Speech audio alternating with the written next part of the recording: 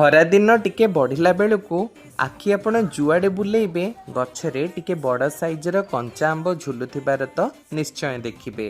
जहाकू देखिले मते मो पुराणा दिनर कथा माने हॉस्टेल कथा आ से 2 मिनिटिया आंब आचार कथा निश्चय मन पड़े।